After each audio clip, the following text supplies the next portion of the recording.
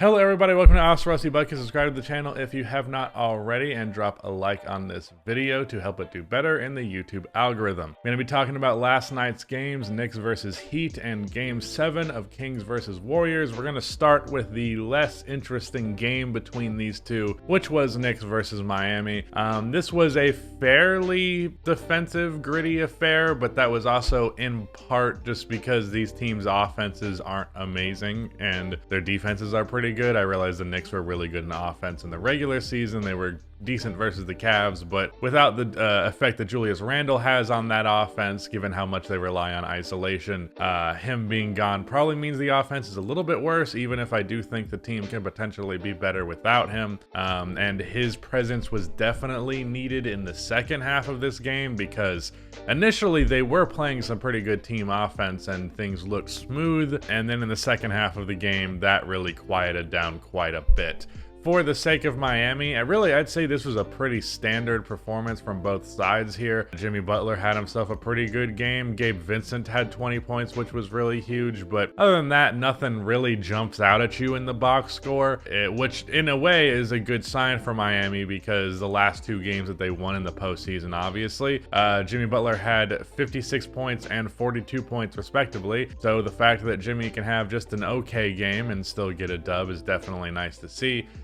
For the Knicks, RJ Barrett had a fantastic game, nearly had a triple-double. I was really happy with the production of Obi Toppin in the minutes that he played. He's someone that I believe a lot in. What really bothered them in this one was just a complete lack of bench production. 3 starters had to play 40 minutes here. The other 2 played over 30. You got like 27 minutes from Emmanuel Quickley, and then pretty much everybody else was not doing all that much to contribute off of the bench. And even with Emmanuel Quickley, as I have mentioned before, his offense in the postseason has been pretty disappointing. His point of attack defense was fantastic against Darius Garland, especially in game 1 of that series, and he's made his impact felt, but you would just hope that he would do better than 3 for 9, which seems like is what he's shooting most of the time. But yeah, I don't have a ton to say about that one. As for the actual series at large, did not make a preview video, and I'm not going to, but I'm going Miami Heat in 6. This first game doesn't really change that point of view, but it's definitely not ideal for New York to lose this first game on their home floor. Even without Julius Randle, I do believe the Knicks can be good enough without him to put up a respectable fight there. Obviously, it wasn't some blowout, so they still did, but you want to win the games on the home floor, and if Julius doesn't play game 2 and they lose that game, then it might end up just being a 4-0 sweep. But I would hope that that doesn't happen and things would be better than that, but I guess we'll have to wait and see. Now, the standout game of last night, the game I'm going to talk primarily about, is Kings versus Warriors Game 7, the first Game 7 of this postseason, and obviously the thing that jumps out is that Steph Curry set the record for most points in a Game 7 in NBA history, scoring 50 against the Kings. They also had the biggest road win of the entire postseason thus far, which is saying a lot given that the Golden State Warriors were terrible on the road last year. This was the big thing that I was worried about coming into this series. I thought the Warriors have to win their 3 home games and just get 1 away because the odds of them actually winning 2 away games did not seem all that high to me. But frankly, I feel like this series has proven that that was a regular season issue and it's not something that they're really going to be dealing with in this postseason. They handled business big time here. The Kings did put up a somewhat valiant effort, but with Steph having a 50 bomb and the Warriors offense as a whole functioning as smoothly as it was, there's really little hope that they would actually win the game, and of course they did not. As for the rest of the contributions outside of Steph, Kevon Looney had 20 rebounds yet again. Andrew Wiggins had his typical 17, and Klay Thompson was horrible in this one. Frankly, Steph's shooting kind of filled the void that Klay's terrible shooting caused.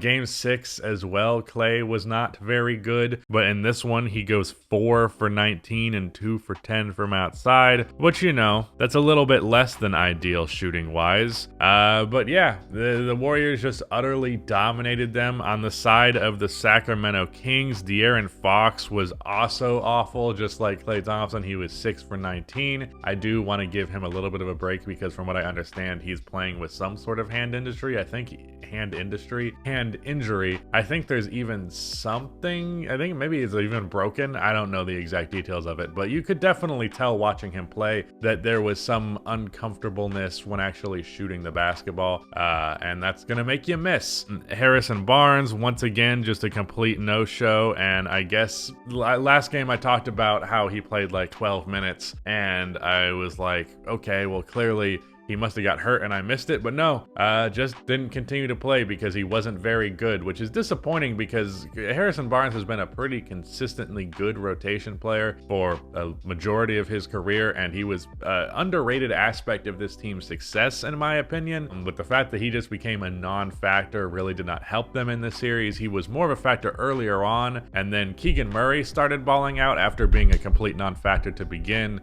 And then he kind of just slowly took Harrison's minutes because Keegan was just doing more on both ends of the floor, really, but especially offensively with his shooting and such. Outside of that, we did get a stinker from Malik Monk. Yeah, that's not ideal. This was the best Sabonis game. I'll say that as much. He had 22, 9, and 7, 2 blocks, 10 for 16 from the field. Finally had a pretty good standard regular season level Domantas Sabonis game in this one. But of course, no one else really showed up. Again, De'Aaron Fox shooting as poorly as he did. Malik Monk shooting as poorly as he did. You did get a little bit of a boost from Terrence Davis, who had 14 points off of the bench, but he was also getting absolutely cooked by Stephen Curry. So honestly, I feel like every point that he scored was given away on the other end. Not that defending Steph is an easy task, but I don't think Terrence Davis was up to it by any means, and I would have liked to see more Davion Mitchell getting that matchup. Seemed like the obvious thing to do to me.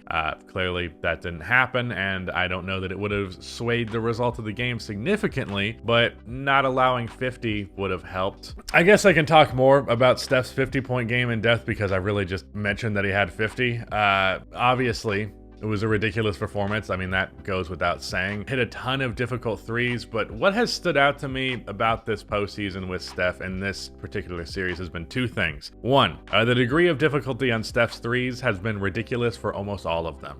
If you actually take a look at the three-point makes that Steph Curry had in this game and the makes that he's had for this entire series, it's threes that most players, if they took them, it would be considered a bad shot. Like step backs with defenders draped all over him, just pulling up straight up when there's someone draped all over him and it would drop, pulling from very deep. Obviously, this is nothing new with Stephen Curry, but lately I've just tried to have more of an appreciation of the fact that he really is just that ridiculous as a shooter, like in an inhuman level that makes no sense to me. But really what also stood out, especially in this game, but throughout the series, is Steph is just a damn good slasher and does not get enough credit for it. Now, I understand the basic logic of, well, Steph benefits a ton from the fact that he's a ridiculous threat from outside, so that means often defenders are overcommitting to the three-pointer even though it's not really an overcommitment with him, and that means that he gets these free lanes. And sure, that can result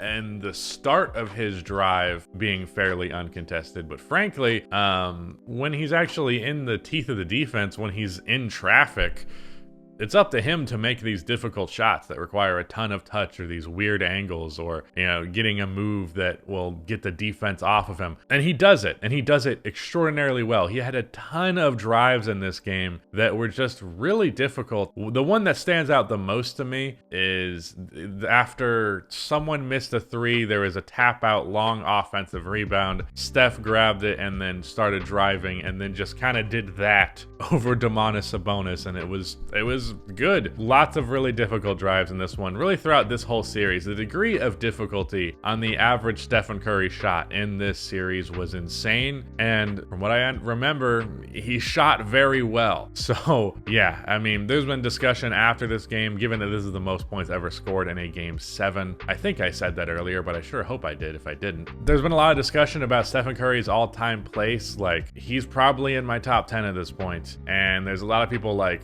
I mean, if he got another ring at 35, like, he's obviously going to retire with some ridiculous all-time numbers. He has the MVPs, he has the championships. He will probably win another finals MVP if they did win another championship. Yeah, I mean, GOAT point guard discussion, and some people are like, is there a top like 7-ish discussion? I certainly think there could be an argument to be made there, and I just feel privileged to have been able to watch Steph's career pretty much from when it became important. Like, I missed the first like 2-3 years of Steph's career because I started watching basketball in 2012, maybe 3 years. But yeah, when it mattered most, I've been there for every step of Stephen Curry's career. He's my second favorite player of all time, and it's been an absolute pleasure to watch greatness unfold. And a 50-piece in Game 7, I don't know what more you can ask. That's pretty ridiculous. But yeah, that is it. Shout out to Rudy for editing this video, and goodbye.